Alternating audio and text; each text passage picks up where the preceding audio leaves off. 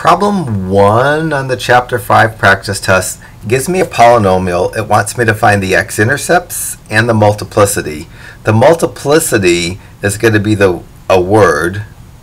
It's either going to be even if the exponent that created that exponent is like, that x-intercept is like 2, 4, 6, 8, or it's going to be odd if the exponent that created the x-intercept was 1, 3, 5, 7, 9.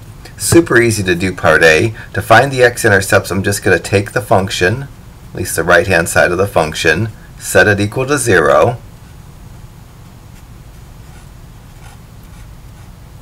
and solve it by factoring.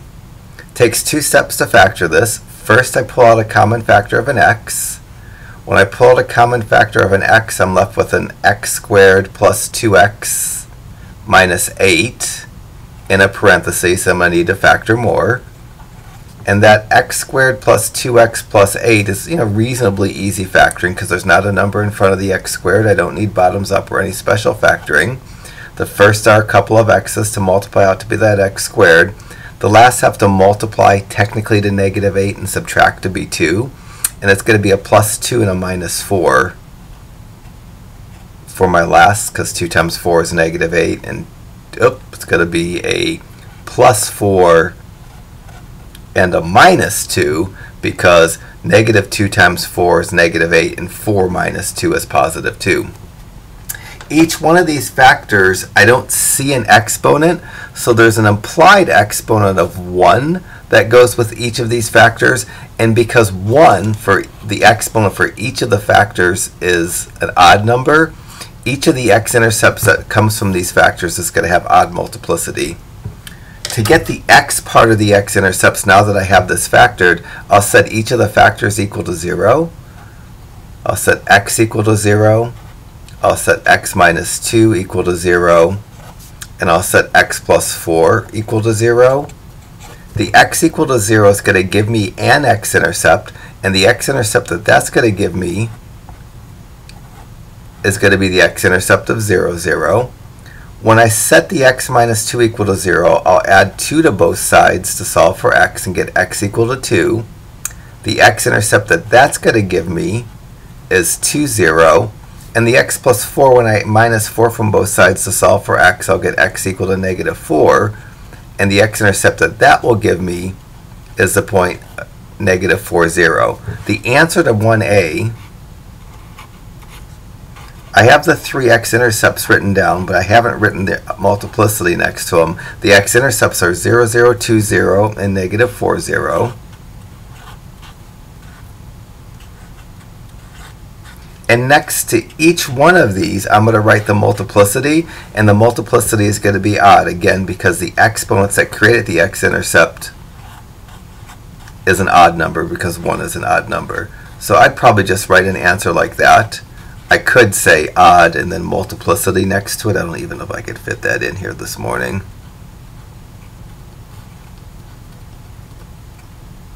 But this would be completely fine for part A. And part B is even easier because there's no algebra to do.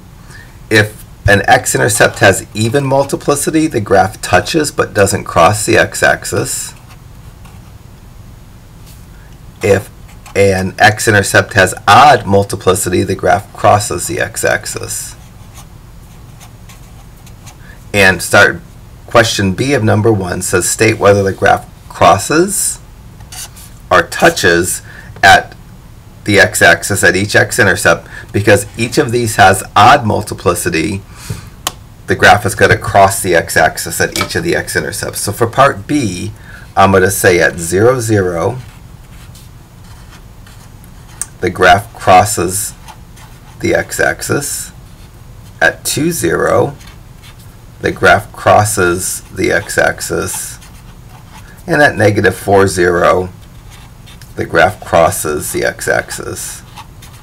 If any of these had even multiplicities, then I'd have touching as opposed to crossing for my answer. And that would only happen if, when I did the factoring, if a factor had an exponent of like 2, 4, 6, or 8, an even number. I don't think that's going to happen on the test because those problems are a little bit more complicated and they take a little bit longer to do. So my guess is your test question should feel a lot like this. Next thing I'm asked to do in part C is to sketch a graph of this function. So I'm going to graph the function f of x equals x cubed plus 2x squared minus 8x. I'm going to label the x-intercepts of 0, 0, 2, 0, negative 4, 0, and I'm going to approximate the turning points. And the turning points are going to be either maximum or minimum points. And for some reason, I didn't take the time to tell you what the window should be for this problem. So when I go to graph this function, I'm going to start off with a standard window. And if I can't see the turning points, I'm going to change the y min and the y max to actually make those turning points show up. So real quickly, before I pull out my calculator, let me graph the point 0, 0, the point 2, 0, and the point negative 4, 0, which are the x-intercepts. Now into y1, I'm going to enter this function. I'm going to do a zoom standard, and if I can see the entire graph, I'll not change my window. On the test, I'll tell you what window to use so you don't have to waste time trying to figure out a window. But let me just do zoom standard real quickly to get a graph. And immediately I see that I can see the one turning point, which is a minimum point, and I think there's a maximum point up higher. And in order to see the maximum point, I have to change the y max on my window. So I'm just going to go to my window, and I'm going to make the y max bigger than 10, and I'm hoping that 20 is big enough. I'm going to leave the y min fine at negative 10 because I can see the minimum point just fine. Altering the y max makes you able to see the maximum point. Making the y max 20, I think I'll be able to see the maximum point. If I can't and it's still off the top of the screen, I'll need to make the y max even larger. That's perfectly fine. So now I need to label these two turning points. And I need to get these kind of accurately. To get that turning point, which is a maximum point, I hit the second button, followed by the trace key. I go down to option 4 that says maximum. I hit enter. I use my arrow, my left arrow, to trace and get my cursor to the left of that maximum point when my calculator is saying left bound. I hit enter. And then I use the right arrow, trace to the right of that maximum point when the calculator says right bound, hit enter, and then I use the left arrow again, get close to the maximum point, and hit enter a third time. And that's, I'm going to call the point negative 2.43, 16.9. It doesn't say how to round, and I'm just going to eventually plot this point, but my maximum point, or it's a turning point, is going to be the point negative 2.43, comma 16.9. And let me just estimate that. So I need to get up to 16.9 on my y-axis. And I don't have a lot of room here. Let me just go by 5s on my y-axis. I'm going to call this 5, 10, 15. And now I need to estimate that point, negative 2.43, 16.9. So negative 2.43 somewhere in between negative 2 and negative 3. And 16.9 is somewhere above the 15. And I'm going to write down the coordinates of that point, negative 2.43, comma 16.9. Have to find the other turning point, which is the minimum point. To find this minimum point, I hit the second button, the trace calc key, go down to option 3 that says minimum, I hit enter, and then I need to get my flashing cursor close to this minimum point but to the left of it. Once I get it close and to the left of it, I hit enter, then I use my right arrow to get on the other side of that minimum point. Once I get the cursor flashing to the right of the minimum point, I hit enter a second time. And then I use my left arrow and get close to the minimum point and hit enter a third time. And the minimum point that I'm going to need to plot. I'm going to round this the best I can. Because I didn't say how to round, I'm just going to kind of wing it. I'm going to round that to 1.09. Oh, it should be 1.10 actually. This 9, because the 7 after it rounds the 9 up to a 10, it should be 1.10 rounded to 2 decimals. And I'm going to round that to negative 5.05. On the test, I imagine I tell you to round to 2 decimals, so that's probably a safe thing to do. So I'm going to plot that point, and then all I'm going to do is copy this graph. So I'm going to plot the point 1.1, negative 5.05. Here's negative 5 on my y-axis. Now I'm going to do 1.1, which is just to the right of 1, and then down 5.05. And I'm going to call this the point 1.10, negative 5.05. So I've plotted the 3 x-intercepts at negative 4, 0, and 2, the maximum turning point, the minimum turning point, and now I'm just going to connect those with a smoothish curve that goes through the points. And really I'm just copying from my calculator. So if you looked at what I came up with here, it should look, a lot like what I have on my calculator. Maybe it's not exactly, but it's close enough. Part C wants the end behavior, and end behavior is easy. This side is the left-hand side. This side over here is the right-hand side. And the end behavior is either the word falls or rises. It's falls if on that side the graph is going down towards negative infinity, and this side is going to be a falling side. So that side is the left-hand side of this graph. We say it falls because it's going down. And the right-hand side is this edge of the graph, and it's going up, so we're going to say it rises. I might on my answer say it falls to the left and rises to the right.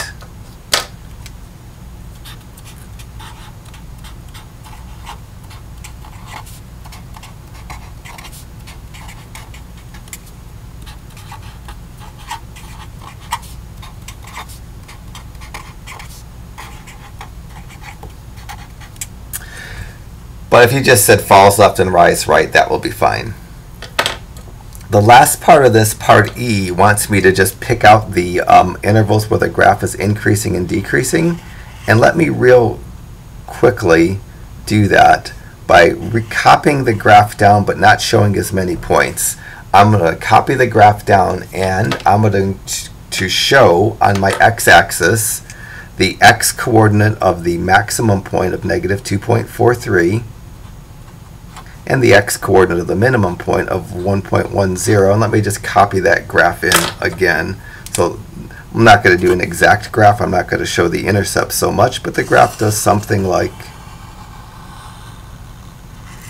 that's kind of what the graph looks like, with only showing values that are going to help me answer the increasing and decreasing question. Once I copy the graph down and put negative and positive infinity on the edges of the x-axis and the x-coordinates of the turning points, I can create intervals. The intervals I'm going to create are the interval from negative infinity to negative 2.43, the interval from negative 2.43 to positive 1.10, and the interval from 1.10 to infinity. The first interval corresponds to this part of the graph, and for this part of the graph, as I'm moving from left to right, the graph is getting higher, so that interval is going to be an increasing interval. When I go to write my answer, I'm going to leave a space for the increasing intervals, and I'm going to put the interval from negative infinity to negative 2.43 in it. The next interval, 2.43 to negative 2.43 to 1.10, corresponds to this part of the graph, and that's a decreasing interval because as I'm moving from left to right, the graph is getting lower. So in my answer for the interval that I'm going to label as decreasing, I'm going to say that's the interval from negative 2.43 to 1.10. And then the last interval, the 1.10 to infinity, that's this part of the graph, And as I'm moving from left to right, that graph is going up, so it's an increasing interval. I'm going to put that in my increasing part of my answer. I have two intervals. If I wrote them next to each other, I'd definitely separate those with a union symbol. If you just get the two intervals in and don't separate them with a union symbol, I could hardly care. So this would be the answer to part E. So I'm 15 minutes into the video, and I've only finished one problem because it has so many parts.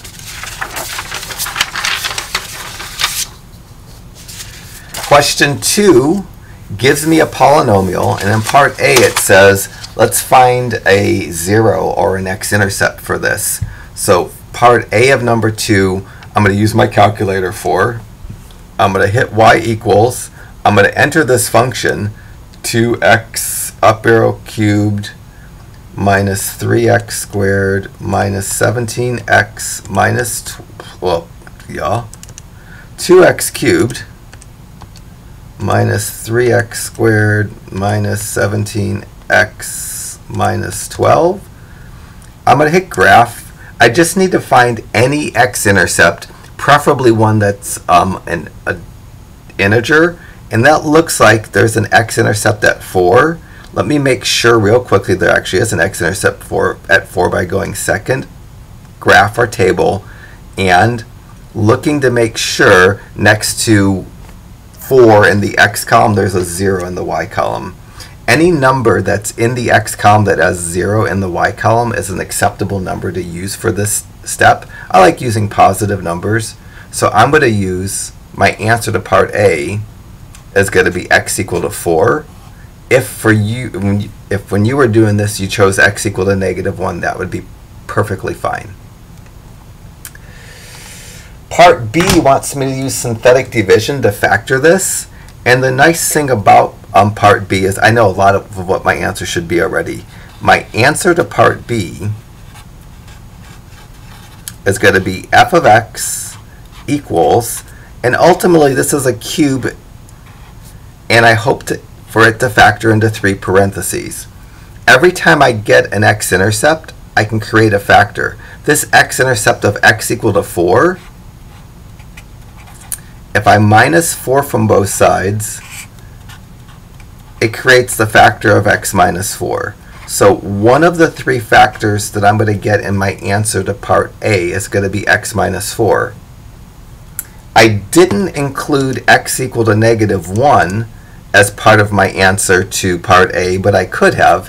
And had I written x equal to -1, I could create a factor from it as well. The factor it's going to give me is x plus 1.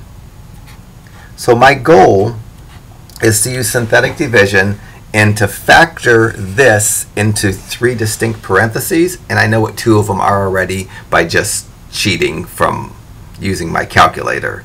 Now I'm going to pull out the synthetic division to get the rest of the factoring. Super easy to do. I'm going to take the coefficients 2, -3, -17, and -12 and write them down.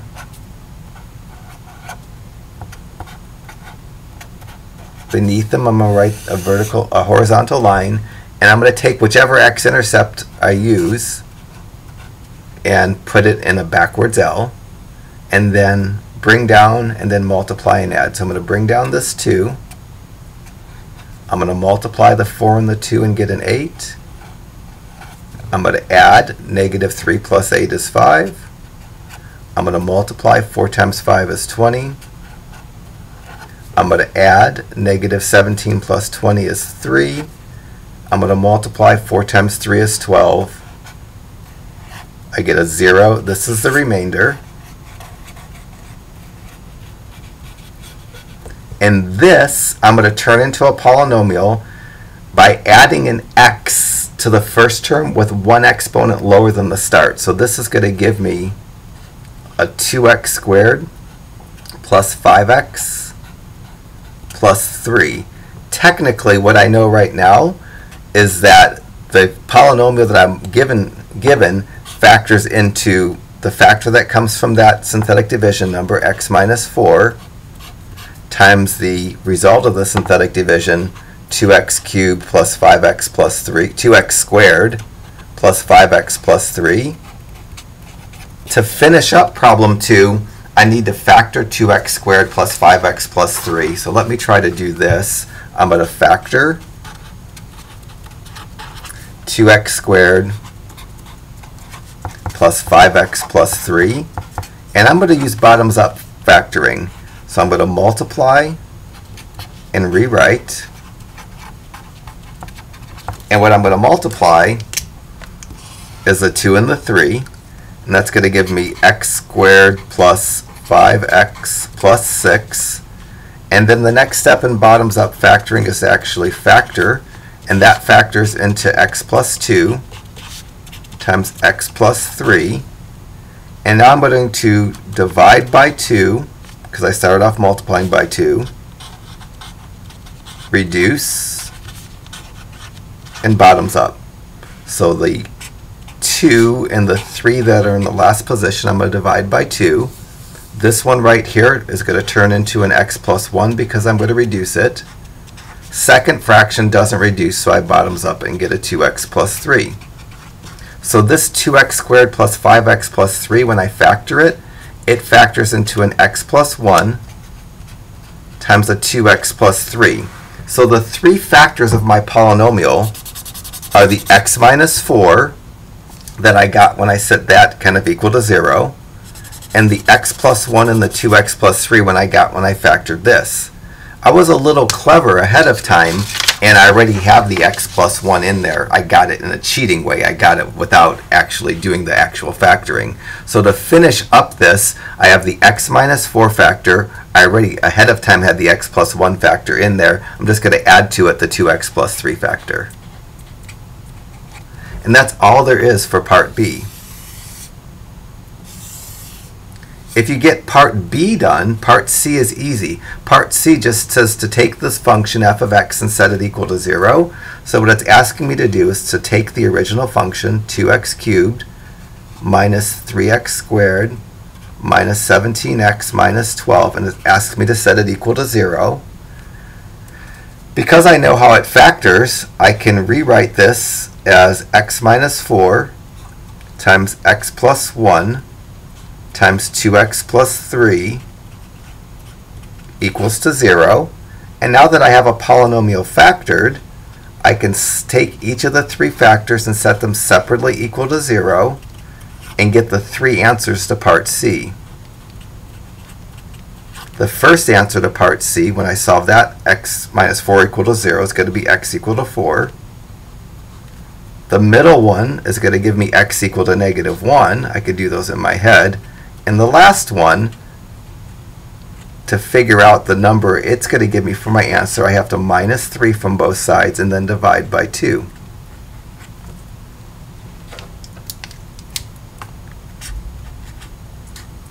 And the last factor is going to give me the answer x equal to negative 3 halves. The answer to part C, the answers are going to be x equal to 4, negative 1, and negative 3 halves. You don't have to write these as x-intercepts, although they are the x-coordinates of the x-intercepts. That's kind of not how the question's worded. So I don't remember what question 3 was, but apparently I didn't like it.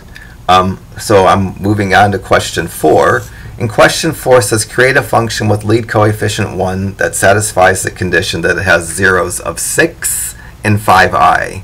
So my zeros are going to be x equal to 6, x equal to 5i, and in order to create a polynomial with degree 3, I have to have 3 zeros, and zeros that don't have i's don't necessarily come in pairs, but zeros with i's come in pairs. I'm going to create a third zero by just changing the sign of my I, or my 5i, to a negative 5i. So these are the zeros, and now I'm going to change each of the zeros into factors.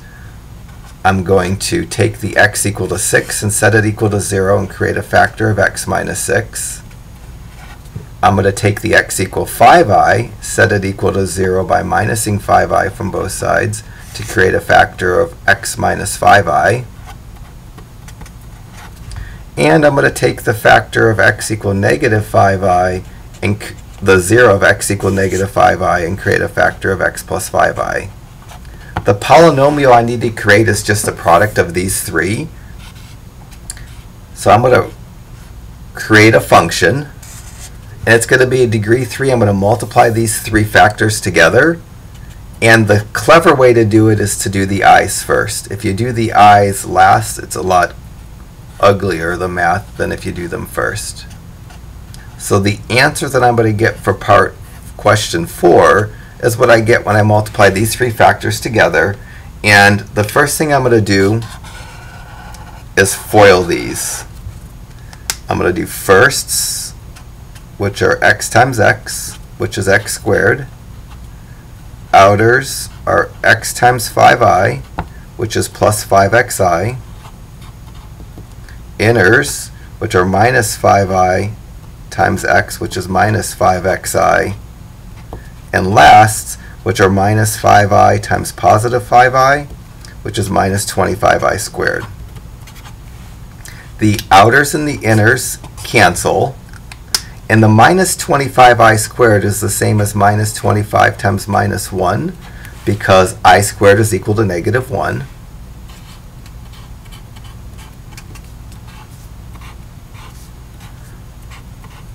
So now I can rewrite my work a little bit. The first two parentheses I can simplify into x squared, which is the firsts, cancel the outers and the inners, and my lasts come out to minus 25 times minus 1, which is plus 25. So I've done one foiling. I haven't done anything with the x minus 6, so I just brought it down. To get my answer, I just have to do a second foiling. So I'm going to FOIL again. My firsts are going to be x squared times x, which is an x cubed. My outers are going to be x squared times minus 6, which is going to be a minus 6x squared. My inners are going to be 25 times x, which is a plus 25x. And my lasts are 25 times minus 6. I think that's minus 150. I don't see any terms that can combine, so I'm going to just put this in my answer. This is going to be a polynomial that has degree 3 because the highest exponent is 3. And if I set it equal to 0 and solve by synthetic division, I'd get the answers 6, 5i, and negative 5i. But I don't need to do that. All I needed to do was create this polynomial, which I've done just perfectly.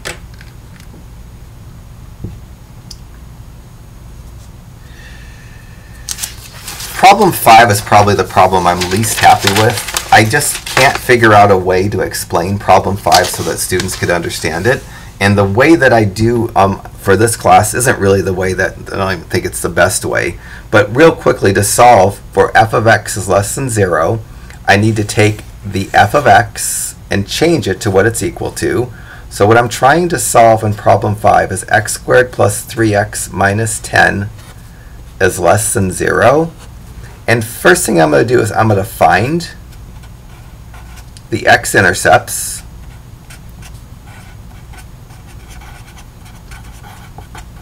of the f of x function.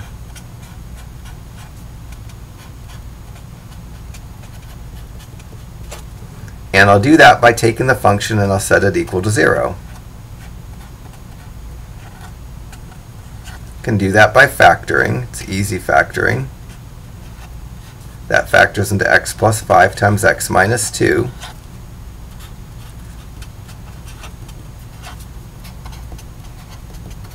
The x-intercepts I get are x equal, well, the x part of the x-intercepts are x equal negative 5 and x equal to 2.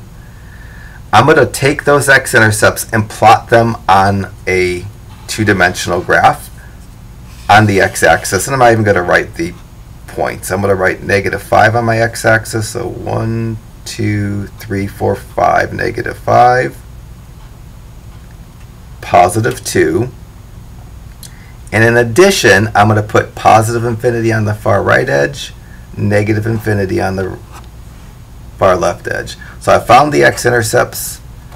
I'm going to plot on the x-axis along with positive infinity and negative infinity. And I'm going to create intervals just like I do for increasing and decreasing. So I found my x-intercepts, I plotted them on the x-axis, and now I'm going to create the intervals that are kind of implied, all with nice round brackets. So I'm going to get a negative infinity to negative 5, a negative 5 to positive 2, and a positive 2 to infinity. Each one of these intervals is either a solution to f of x is less than 0, or it's a solution to f of x is greater than 0. It can't be a solution to both. The interval is a solution to f of x is less than 0 if the graph is beneath the x-axis for that interval. The last thing I'm going to do to figure out my answer is graph the function. So into my y equals, I'm going to enter the function x squared plus 3x minus 10. I'm going to leave a standard window. I think that should be fine. And immediately I see the x-intercept at positive 2 and the x-intercept at negative 5. I'm going to copy this graph to my graph. It looks something like this. I can't really see the vertex, but that's okay. So the graph looks something like this. The three intervals I have are going to be solutions to some f of x inequality. This solution, because the graph is above the x-axis, the interval from negative infinity to negative 5 is a solution for f of x is greater than 0 because this region, the graph is above the x-axis. The region of the graph that corresponds to this interval is this region of the graph. It's above the x-axis, so that's a solution to f of x is greater than 0. The region of the graph that corresponds to negative 5 to 2, that interval, is that portion of the graph. And because that portion of the graph is beneath the x-axis, this interval is a solution to f of x is less than 0. The last interval, 2 to infinity, corresponds to this portion of the graph. And because this portion of the graph is above the x-axis, the interval from 2 to infinity is a solution to f of x is greater than 0. Every one of these intervals, when you separate them on either side of an x-axis, is a solution to either f of x is less than 0 or f of x is greater than 0. The interval is a solution to f of x is greater than 0 if the interval corresponds to a portion of the graph above the x-axis, like the first and the third interval. The interval is a solution to f of x is less than 0 if it corresponds to a region of the graph that's beneath the x-axis. In question 5, I'm asked to solve f of x is less than 0. This interval is only good for f of x is greater than 0. That interval is only good for f of x is greater than 0. The middle interval, negative 5 to 2, is my solution to f of x is less than 0. So my answer is just going to be the interval from negative 5 to 2. Because I don't have an or equal to, I get round brackets here. If I had less than or equal to, I'd get square brackets as opposed to round brackets.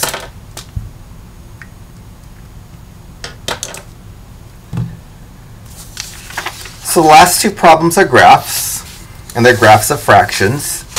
The first thing I'm asked to do in question 6 is to find the domain. And to find the domain of a fraction, I take the denominator and set it equal to 0 and solve for x. That gives me the number to exclude from the domain. When I go to write my answer to part A, I can write in words the domain is all real numbers except x equal to 2, or just except 2.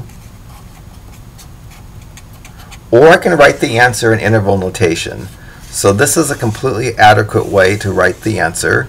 If you don't like that, if you want to write the domain in interval notation, you'd need to figure out what the intervals are for the domain by putting a negative and positive infinity on the edges of a number line, put the 2 between it, and then create the intervals that are implied with all round brackets.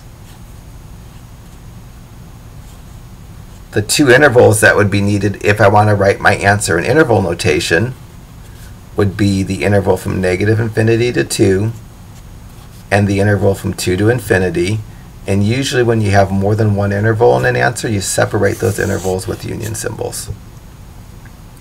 For our class, the algebra for finding the domain gives me the equation for the vertical asymptote. So part B, you don't have any extra work to do. The answer is going to be x equal to 2.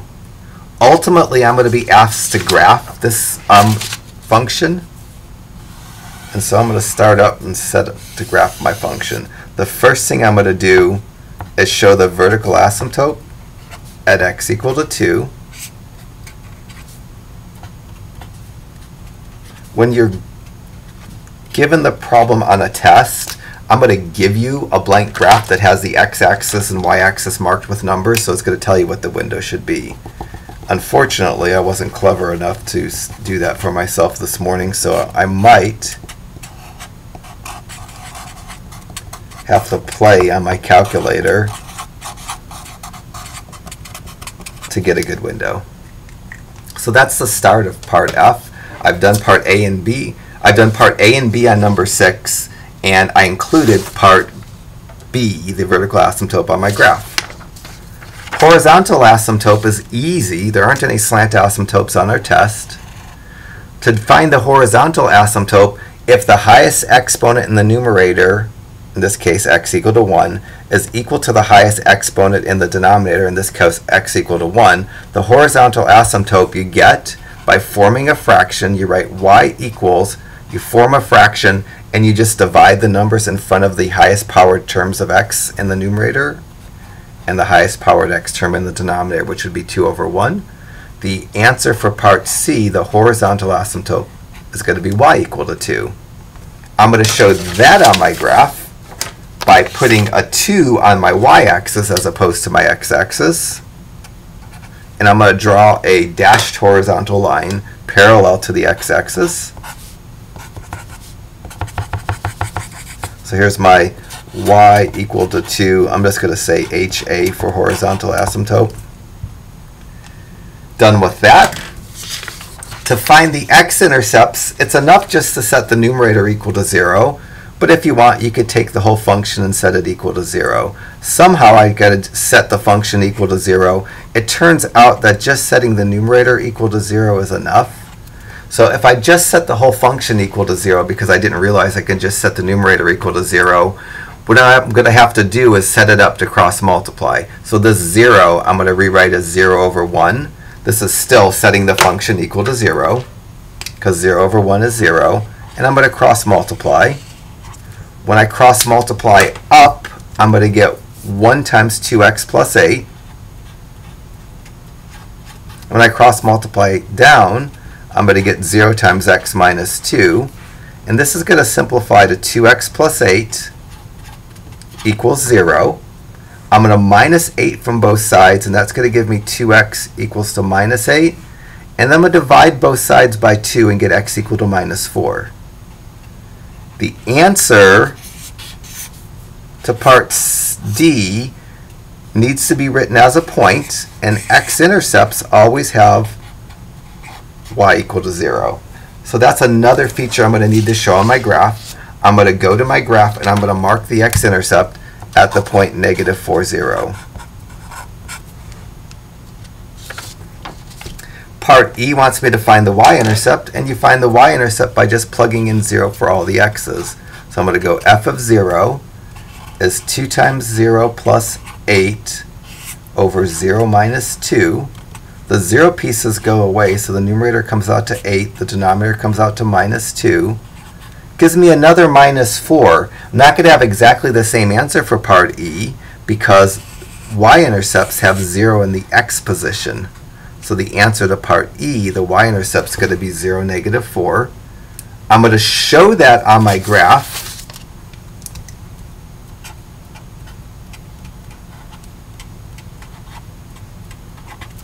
And without calculus, this is all I really can do, or all I really want to do. I guess there's more I can do to get a more accurate graph without my calculator. But for our class purposes, once you get all the features of the graph shown, the vertical, horizontal asymptotes, the x and the y-intercepts, all we're going to do is we're going to take the function, we're going to enter it into the y1, and we're going to copy from my calculator.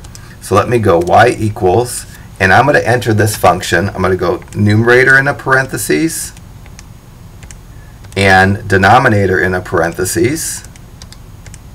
I'm going to cross my fingers that a standard window works fine. If it doesn't, I'll tweak the window for you. I'll give you the window on the test so you won't have to play on the test. Because I can see the graph kind of completely, I feel good about my window.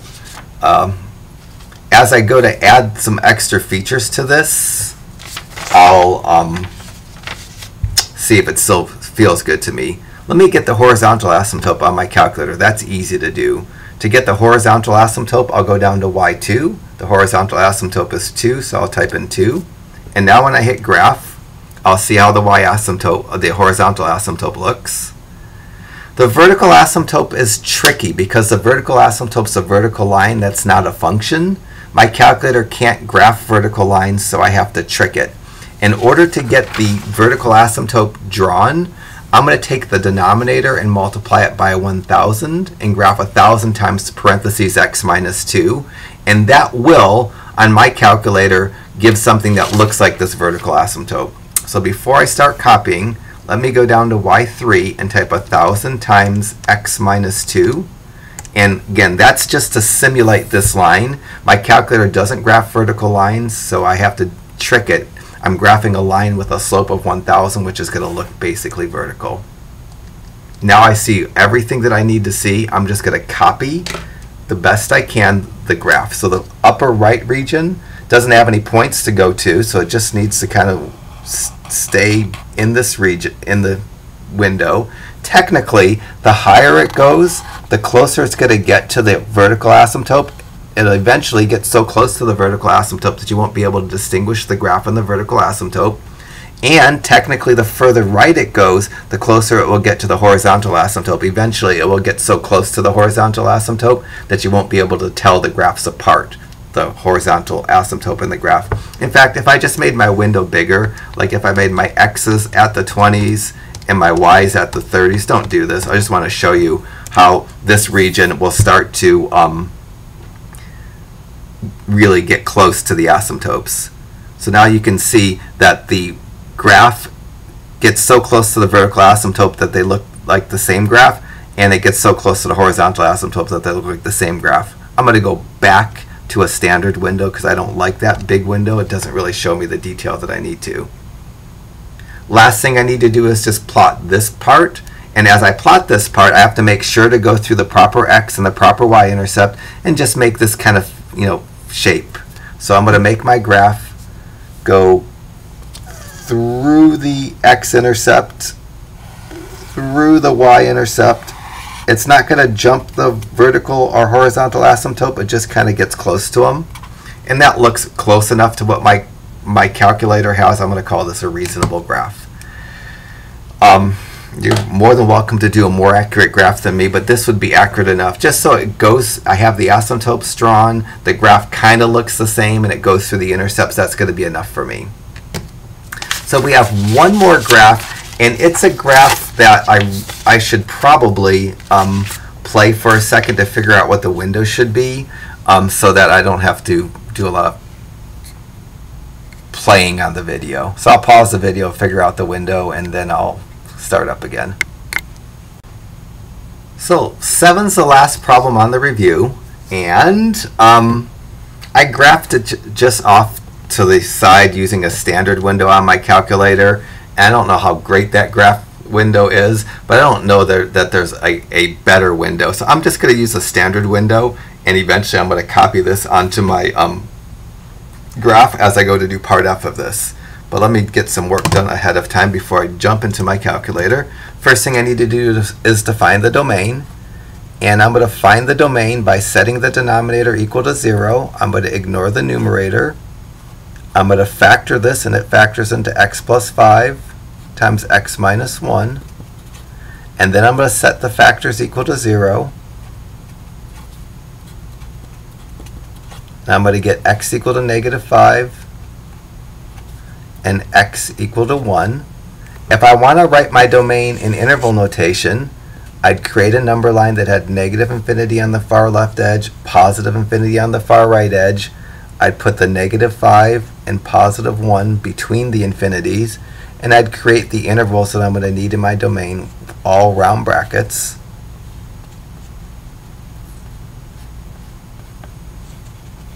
And for an answer, I can say the domain is the interval negative infinity to negative 5, union negative 5 to 1, union 1 to infinity, all round brackets. That would be completely fine. Or I can say the domain is all real numbers. Is all real numbers except x equal to negative 5 and 1. That would be fine. There's a shorthand that I do. On my key, I'll probably write something like that. If you learned that shorthand and you like it, that's fine as well.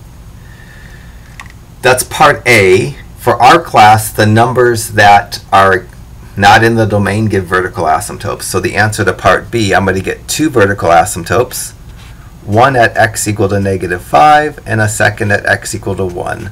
That's going to be my answer to part B, and that's going to be the first things I'm going to show on my graph. And I'm going to draw a vertical line at x equal negative 5. Oh gosh, the graph I just drew was Let me pause this. This is not going to be a good enough window. I lied that I said the standard window would be fine. It's not. Let me pause the video and get a better piece of graph paper. Alright, so might not seem like it took me 5 minutes to do this, but it did. So the first thing I want to do is maybe do a window from negative 14 to 14 on the x's and negative 10 to 10 on the y's. I think that will be adequate for a graph, although I haven't really tested it for sure. I'm going to graph the vertical asymptotes at x equal negative 5 and x equal to 1. So I get a vertical asymptote at x equal negative 5 and a vertical asymptote at x equal to 1. Eventually, I'm going to want to show these on my graph, and the factors are going to help me when I go to graph this. As a matter of fact, at some point, probably like in a y2, I'm going to enter 1,000 times x plus 5 to show the vertical asymptote at x equal to negative 5. And I'm going to do 1,000 times x minus 1, maybe in y3, to show the vertical asymptote at x equal to 1. I won't show those quite yet on my calculator, but eventually I'm going to need to do them. So done with part B, on to part C. In part C there's no work to do. The biggest exponent that occurs anywhere for any x is that x squared, and there isn't an x squared term in the numerator when the biggest exponent occurs only in the denominator. The x-axis, which has the equation y equal to 0, is going to be my horizontal asymptote, and there's no algebra to do for question 7's horizontal asymptote, unlike question 6. There's no slant asymptotes on our test. So let me graph that. If there was an x squared term in the numerator, like if there was like a 3x squared, then I'd have to go the coefficient of the x squared term in the numerator divided by the coefficient of the x squared term in the denominator to get my horizontal asymptote. But because the x squared doesn't have a counterpart in the numerator, then the x-axis, which has the equation y equal to 0, is going to be my horizontal asymptote. And I won't have to take the time to graph this in a y3 or a y2 or a y4 because my graph already has the x-axis. When I graph it on my calculator, it graphs the x-axis already. Part D is what I started doing in my head when I realized my window was no good. So to do part D, technically to find an x-intercept, you want to take the whole function and set it equal to 0.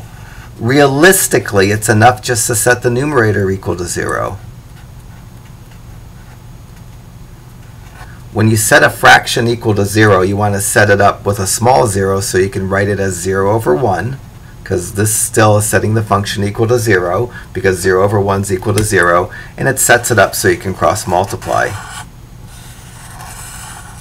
When I cross multiply, I'm going to get 1 times x plus 10 equals 0 times x squared plus 4x minus 5. This is going to give me x plus 10 equals to 0.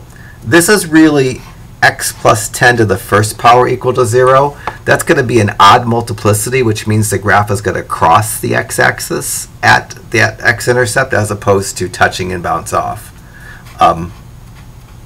which is semi-important when I go to sketch a graph. Algebraically, that just gives me x equal to negative 10. And my answer for my x-intercept, the x part is negative 10, the y is 0. I'm going to show that on my graph. And this is where the standard window wouldn't have worked so well. So here's my x-intercept now of negative 10, 0. What's going to happen is the graph's going to come down. It's going to cross the x-axis because it has odd multiplicity. And then it's going to get sucked into the, it's going to get, so let me go this window, negative 14 to 14.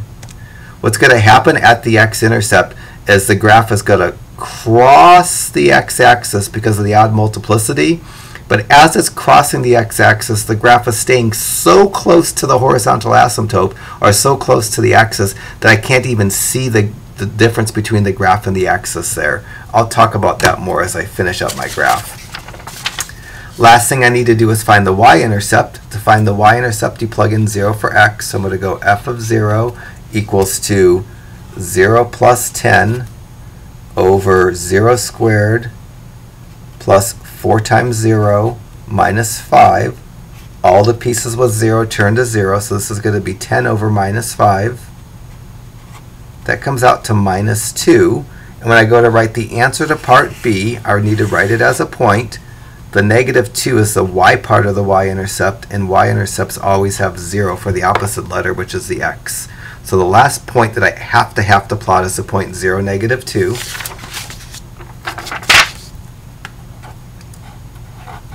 So I have my asymptotes drawn in. I have my intercepts drawn in. The only other thing I need to do is copy the graph down. So I've entered the function, and let me get this, the x-intercepts, or the vertical asymptotes, by putting 1,000 times x plus 5 in y2, 1,000 times x minus 1 in y3. So y2, 1,000 times x plus 5 to get the left vertical asymptote. And idiot. Delete, delete, delete. Sorry. 1,000 times x plus 5 in actually y2, and 1,000 times x minus 1. That's going to give me the vertical asymptotes. I'm going to graph the function, and I'm just going to try to draw the best I can the pieces. The upper left-hand corner is just going to get really close to that vertical asymptote, and it's going to get really close to the x-axis, and that's about all I can do for that region. The middle region doesn't get so close to the horizontal asymptote. It makes kind of a parabolic shape, kind of, and it gets close to the vertical asymptote, so close that you can't distinguish the graph between the vertical asymptotes. In this middle region, it has to go through the y-intercept. So I'm just going to draw something that looks, something like what my calculator gave me. In a calculus class, we could do a little bit better than this, but we're not in a calculus class. And in this far left region, the graph's going to get really close to this vertical asymptote. It's going to go and cross the x-axis at that x-intercept, but it's going to stay so close to the x-axis that you can't see the graph on my calculator. But it comes through, gets really close to the vertical asymptote, crosses the x-axis, and then stays so close to the horizontal asymptote that you can't tell the difference between the x-axis and the graph. If I wanted to see a really good picture of what's happening here, I'd have to make my y's microscopically small, which would make it so I lose all the other detail. But if you really wanted to see what's happening around the x-axis, you can maybe go like negative 0.25 to positive 0.25 for your y min and your y max, and that will zoom focus on the what's happening at the x-axis. And so you can see right there at that x-intercept at negative 10, the graph is crossing. It goes down for a little bit, but then it pulls back up and it starts getting drawn back up to the horizontal asymptote. Let me just go back to a standard window. So that's technically what's happening around the x-intercept. But again, to show what's happening exactly precisely at the x-intercept, you start losing the other detail, and so you have to kind of pick a window that kind of does the best it can. There's no one window for this graph that would show everything. So that's the end of problem 7, and that's everything we need to know for the test over chapter 5. Felt like a really long review, so if you can get to class early on the test day, it's going to help you out a lot, because you can always get to class. Oh gosh, our class. If your class started at 10, you could get there early very easily, probably. If I'm teaching a 7 a.m. class, you're welcome to get to class at 6:30 if you can stumble out of bed to make it to campus.